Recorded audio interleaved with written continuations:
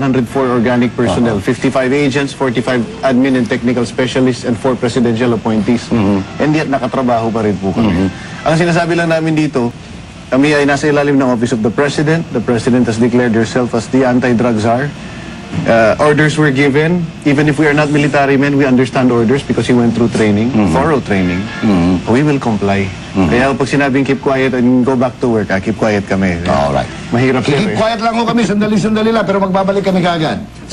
0920-515-9390 o kaya padala po ang inyong mga tawag sa 4426254, 4426255. We will be back. Marami bang nakumbik?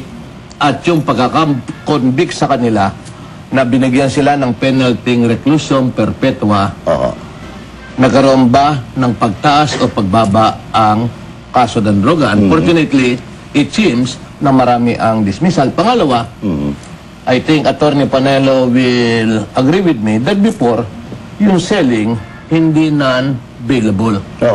Binago ang batas.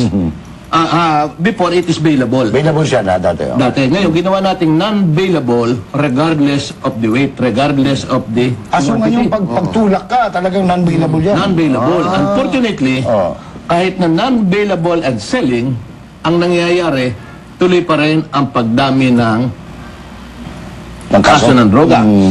And there are times na pag nakikipagkwentuhan ako sa mga abogado, well, of course, marami man tayong mga agencies na hindi naman lahat clean.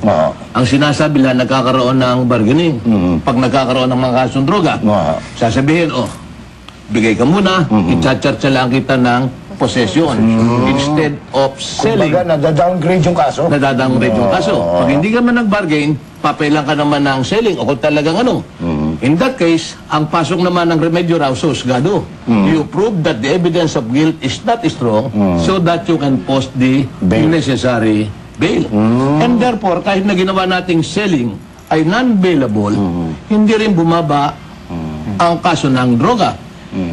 At yun din ang perception ko, kahit natin gawing death penalty, kung hindi naman kompleto ang ating asunto, walang prosecution, walang conviction, we would not be able to achieve our purpose. Not to mention na yung purpose ng ating penalty to reform the criminal will not be given any chance sapagkat mamamatay na ang akusado.